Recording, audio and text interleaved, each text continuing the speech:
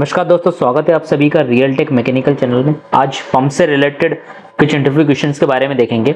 ये हमारा pump interview question का तीसरा वीडियो है। इस वीडियो में हम लोग जनरल बेयरिंग के बारे में बात करेंगे।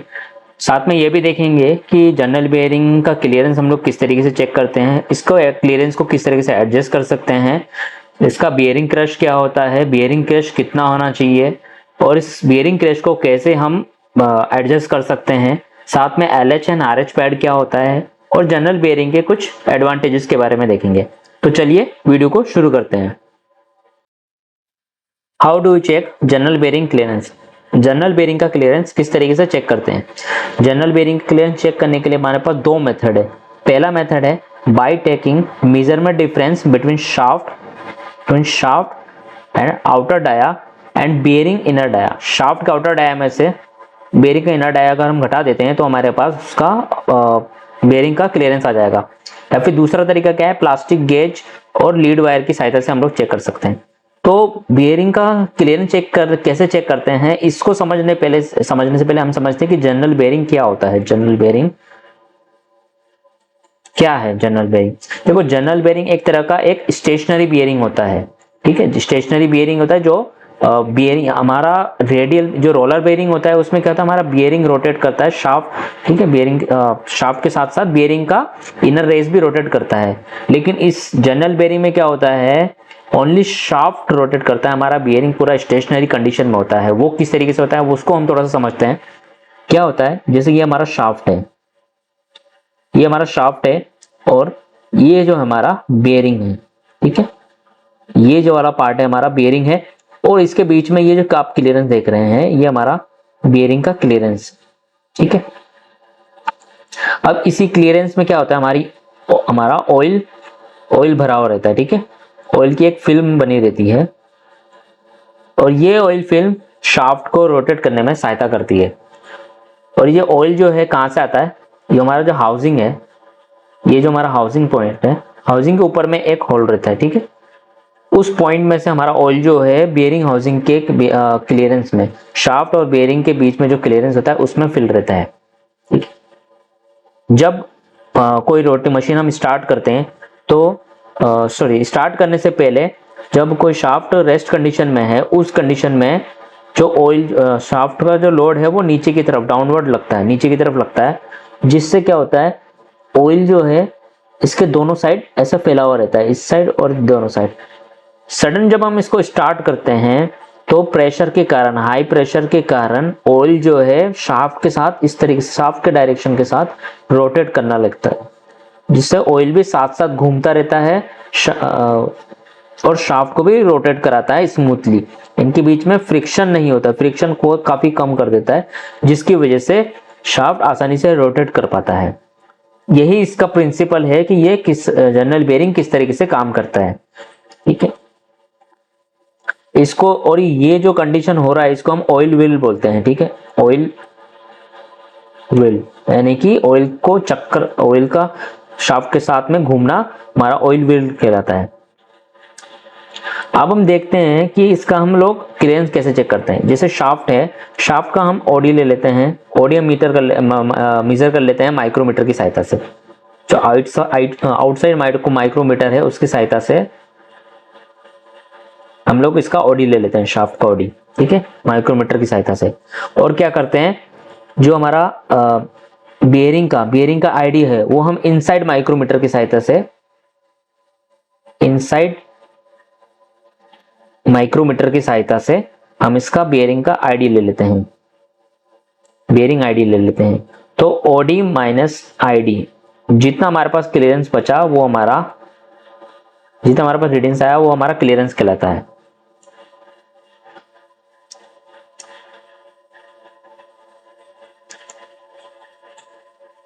तो इस तरीके से हम लोग बेयरिंग का, जनरल बेयरिंग का क्लियरेंस चेक कर सकते हैं ओडी में से आईडी को घटाकर। अब एक तरीका और है कि लीड वायर या फिर प्लास्टिक गेज की सहायता से हम लोग इसका क्लियरेंस चेक करते हैं। मोस्टली जो यूज होता है वो हमारे पास प्लास्टिक गेज यूज करते हैं। प्लास्टिक गेज क्यों करते हैं, क्योंकि इसकी जो एक्यूरेसी होती है और ये एग्जैक्ट ऑलमोस्ट करेक्ट रीडिंग हमें बताता है। लीड वायर क्या है, प्रेस होने में थोड़ा सा हार्ड रहता है, कभी कभी क्या होता है शाफ्ट में मार्किंग छोड़ देता है, तो इसलिए हम लीड वायर का बहुत कम यूज करते हैं। इसको जो लीड वायर है बहुत ही कम यूज करते हैं, ज्यादातर प्लास्टिक गेज का यूज करते हैं। प्लास्टिक गेज जैसे कि आप यहाँ पे देख पा रहे हैं, ये हमारे पास प्लास्टिक गेज है। प्लास्टिक के कुछ रॉड वो उसमें वायर टाइप के हैं, बहुत ही पतले होते हैं, ठीक है। इनको क्या करते हैं, ये जैसे इस डायग्राम में हम लोग देख रहे हैं, शाफ्ट के ऊपर में जो शाफ्ट है, शाफ्ट के ऊपर में हम लोग एक ये जो है प्लास्टिक गेज वायर रख देते हैं, प्लास्टिक गेज का ये वायर रख देते हैं, वायर रख देते हैं। अब इसके ऊपर क्या करते हैं हम लोग, जो बेयरिंग हाउसिंग का जो टॉप पार्ट है, ये एक्चुअली जो क्या होता है, हाँ ये जो जनरल बेयरिंग होता है वो स्प्लिट टाइप होता है, ये जो स्प्लिट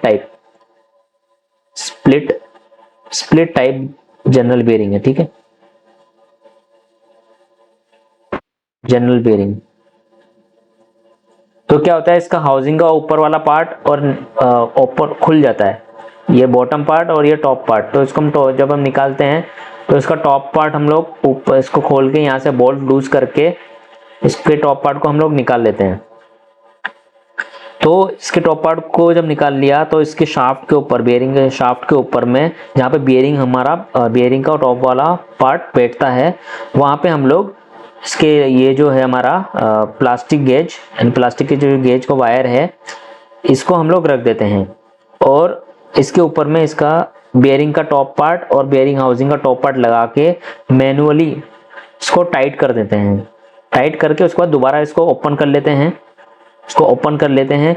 और ये जो एक स्ट्रिप है जिसमें अलग अलग साइज के बैंड बने रहते हैं, ठीक है, अलग अलग साइज के, अलग अलग रीडिंग वाइज के, जैसे 0.005 है, 0.003 है, 0.002 है, इस अलग अलग साइज के हमारे पास कुछ मार्किंग बने हुए रहते हैं इसमें। तो इसकी जो थिकनेस होती है, जो हमारे पास शाफ्ट में जो मार्किंग आया है, निशान आया है, उसकी जो थिकनेस होती है, उसकी थिकनेस को हम इसकी सहायता से चेक कर लेते हैं। और जो हमारे पास रीडिंग आता है, सपोज हमारे पास आ गया 0.005, तो ये हमारा बेयरिंग का क्लियरेंस हो जाता है। Okay, what are the various way to check tilting pad general bearing clearance.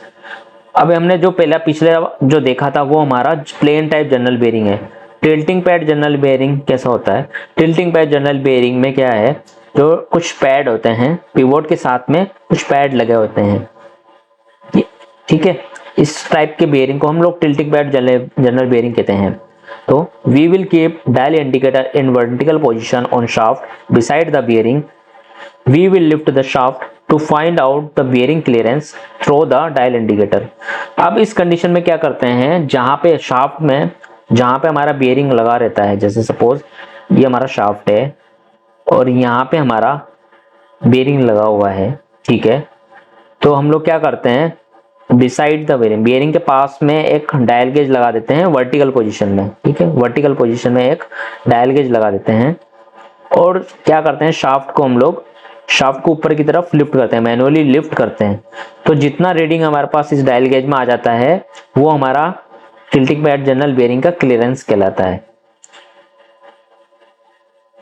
दूसरा तरीका क्या है बेयरिंग का क्लियरेंस चेक करने का, जो पिवोट है, इसका जो हमारे पास डाया होता है, पिवोट का डाया में से क्या करेंगे, इसका जो फॉर्मूला होता है डाया और पिवोट का dia -2 into thickness of pad, यानी पैड की जो थिकनेस है उसको 2 से गुणा करते हैं और उसमें से शाफ्ट के डाया जो हमारा शाफ्ट का डाया है उसको हम लोग घटा देते हैं। तो इस फॉर्मूले के द्वारा भी हम लोग बेयरिंग का क्लियरेंस चेक कर सकते हैं। What are the advantages of tilting pad general bearing over the plain type general bearing? अब हमारे पास दो टाइप का हमने बेयरिंग देखा, एक प्लेन जनरल बेयरिंग था, दूसरा था यानी प्लेन यानी कि स्प्लिट टाइप जनरल बेयरिंग और टिल्टिंग पैड जनरल बेयरिंग। तो टिल्टिंग पैड जनरल बेयरिंग लगाने का क्या फायदा है, हम कहीं कहीं पे जगह पे plain split type journal bearing नहीं लगाते हैं, तो टिल्टिंग पैड लगाने का क्या क्या एडवांटेजेस है वो हम लोग देखते हैं। It is suitable for high speed and high load, ये हाई स्पीड और हाई लोड के लिए बहुत ही उपयुक्त होता है प्लेन जनरल बेयरिंग के कंपैरिजन में। इसकी जो स्टेबिलिटी होती है वो बहुत ज़्यादा होती है टिल्टिंग पैड जनरल बेयरिंग की, और ये सेल्फ अलाइन बेयरिंग होता है जो कि शाफ्ट को एक अलाइन अलाइनमेंट, शाफ्ट के अलाइनमेंट को बनाए रखता है, इसलिए हम इसका यूज करते हैं बहुत ज्यादा वो। और ये ऑयल वेल्ड को भी अवॉइड करता है। अब जैसा कि हमने देखा था कि plain split type journal bearing में ऑयल व्हील बहुत ज्यादा होता है, ऑयल व्हील बहुत ज्यादा होता है, ऑयल का घुमाव बहुत ज्यादा होता है। तो टिल्टिंग पैड जनरल बेयरिंग में ये इसको भी अवॉइड करता है, इसलिए हम इसका भी ज्यादा यूज करते हैं। How do you adjust tilting pad general bearing clearance? अब टिल्टिंग पैड जनरल बेयरिंग का क्लियरेंस किस तरीके से चेक कर सकते हैं? देखो, बाय ऐड और remove shims behind the shoe of tilting pad. अब टिल्टिंग पैड का जो शू है उसके पीछे हम शिम को ऐड करके या उसको निकाल करके शिम को हम उसका क्लियरेंस चेक एडजस्ट कर सकते हैं। What is bearing crush? अब यहाँ पे एक नया चीज हम लोग देखने को मिल रहा है, बेयरिंग क्रश। बेयरिंग क्रश क्या होता है?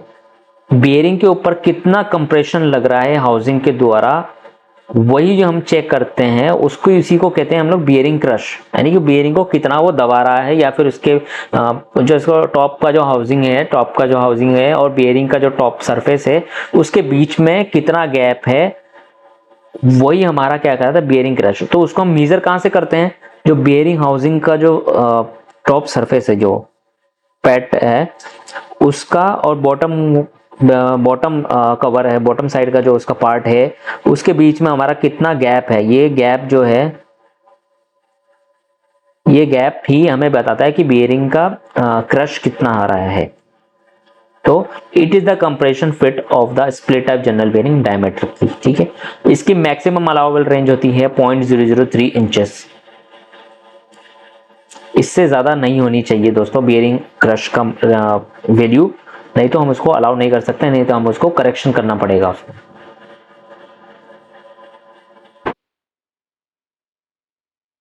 How do you check bearing crush? अब बेयरिंग क्रश को हम लोग किस तरीके से चेक कर सकते हैं? हम क्या करेंगे, 0.004 से लेकर 0.010 इंचेस का सिम ले लेंगे, इनके बीच किसी भी रेंज का एक सिम ले लेंगे प्लास्टिक गेज के सीरीज के अकॉर्डिंग। ठीक है, अब क्या करेंगे, जो ये हमारा शाफ्ट है, शाफ्ट के ऊपर में हम लोग क्या करते हैं, शाफ्ट के ऊपर में हम लोग प्लास्टिक गेज रख देते हैं। शाफ्ट के ऊपर में हम लोग प्लास्टिक गेज रख देते हैं। ठीक है, यहाँ पे प्लास्टिक गेज रखेंगे और क्या करेंगे, प्लास्टिक गेज रखने के बाद प्लास्टिक गेज रख देंगे, और जो हमारा जो ये जो सरफेस, ये जो प्लेटफॉर्म है, यहाँ पे हम लोग एक शिम रख देंगे, उसी साइज का शिम रखेंगे। ठीक है, जिस रेंज जो हमने बताया था। शिम रखने के बाद हम लोग इसको, हाउसिंग को बोल्ट की सहायता से मैनुअली टाइट कर देंगे। ज्यादा नहीं करेंगे, ऑलमोस्ट नॉर्मल टाइट कर देंगे, नॉर्मली टाइट करेंगे ताकि मतलब लूज ना रहे बोल्ट, बस इतना। अब क्या करेंगे, इसके टॉप सरफेस को वापस खोल लेंगे। खोलने के बाद हम लोग क्या करेंगे, इसमें जो मार्किंग आया है, अब क्या करते हैं, इसका एक फॉर्मूला होता है वो हम थोड़ा देख लेते हैं। अब क्या करेंगे, जो खोल लिया तो हम क्या करेंगे, इसका जो मार्किंग है, शिम की जो थिकनेस है और प्लास्टिक गेज का जो रीडिंग है, अब जो मार्किंग आया उस यहाँ पे जो मार्किंग आया शाफ्ट पे, इसके मार्किंग को हम लोग प्लास्टिक गेज के सहायता से, जो हमारे पास एक स्ट्रिप है उसमें जो रीडिंग उसमें आया उसका रीडिंग चेक कर लेंगे, उसका रीडिंग और जो शिम की थिकनेस है उसको हम घटा देंगे। ठीक है, तो हमारे पास सपोज मान लो आया 0.0005 तक आया, तो हम लोग हमारे पास क्या आएगा, इससे थोड़ा ज्यादा आ गया तो हम लोग इसको एडजस्ट करेंगे। शिम को में इतना 0.002 का इंचेस का हमारे पास सिम हमको लगा देना है। तो mm में आया, सपोज मान लो mm में, तो हम 0.002 mm का हम लोग शिम लगा देंगे। तो इस तरीके से हम लोग उसको एडजस्ट भी कर सकते हैं। How do you adjust bearing crush? Same, by providing shim between bearing shell and top cover of the bearing housing। जो bearing housing का top cover है, जो हमारा ये इस तरह का है, इनके बीच में हम लोग शिम प्रोवाइड कर देंगे, जिससे क्या हमारा यहाँ का जो गैप है थोड़ा सा बढ़ जाएगा। इस ये जो बेयरिंग है यहाँ पे, इसका थोड़ा सा गैप बढ़ जाएगा, थोड़ा सा वो कम प्रेस करेगा। अच्छा, एक चीज आपको ध्यान रखना है, बेयरिंग क्रश,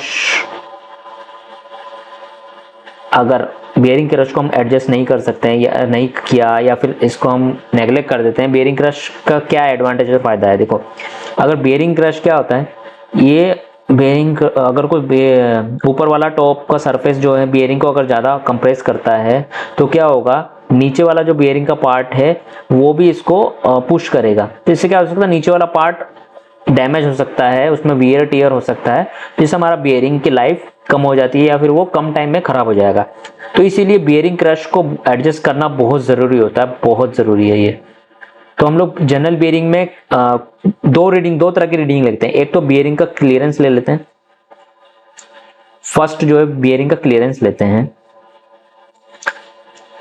मतलब बेयरिंग खोलने से पहले भी, ठीक है, और लगाने के बाद भी बेयरिंग का क्लियरेंस लेते हैं, ठीक है। ओपन करने से पहले जब पुराना बेयरिंग लगा हुआ है उससे पहले भी हम लोग बेयरिंग का क्लियरेंस चेक करते हैं, और नया बेयरिंग लगा रहे हैं तो उसमें भी हम लोग लगाने के बाद बेयरिंग का क्लियरेंस लेते हैं, यानी कि 2 बार रीडिंग इसका ले लेते हैं।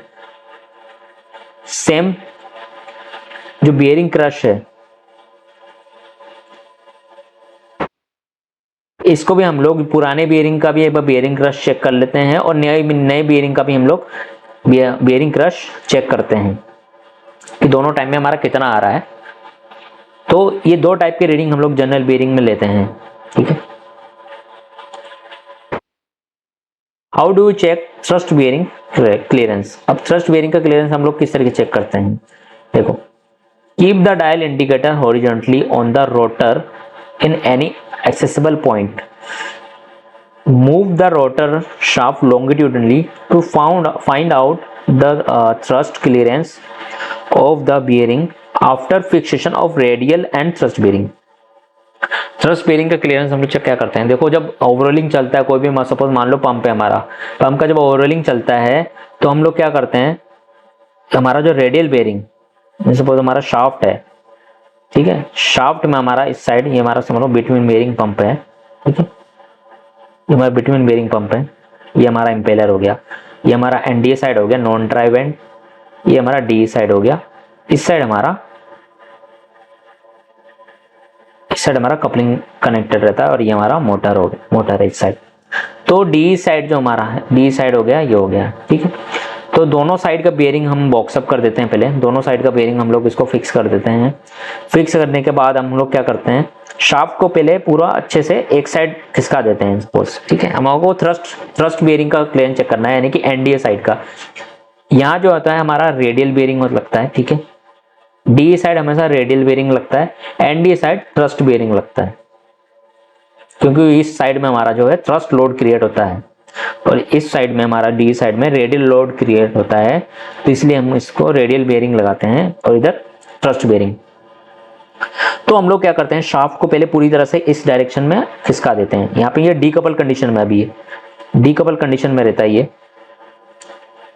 शाफ्ट को पहले पूरी तरह से एक डायरेक्शन में हम लोग इसको खिसका देते हैं, ठीक है। अब शाफ्ट का जो सरफेस है, शाफ्ट का जो ये वाला सरफेस है, यहाँ पे हम लोग एक डायल गेज लगा देते हैं, ठीक है, यहाँ पे हम लोग एक डायल गेज लगा देते हैं। अब शाफ्ट को डी साइड से धीरे धीरे टेफ्लॉन, याद रखिएगा कोई मेटल का हमको हैमर नहीं लेना है, कोई जो हमारा टेफ्लॉन या प्लास्टिक का जो टेफ्लॉन का जो हैमर आता है उसकी सहायता से धीरे धीरे इसको उधर खिसकाते हैं। तो जितना हमारे पास इधर टोटल रीडिंग आ जाएगा, सपोज हमारे पास जब हमारा शाफ्ट पूरा इस साइड में था तो यहाँ पे 0 था, तो अब इसको हम इधर खिसकाते हैं तो हमारे पास सपोज आ गया हमारा 0.0003 आ गया, तो ये हमारा थ्रस्ट बेयरिंग का क्लियरेंस हो जाता है।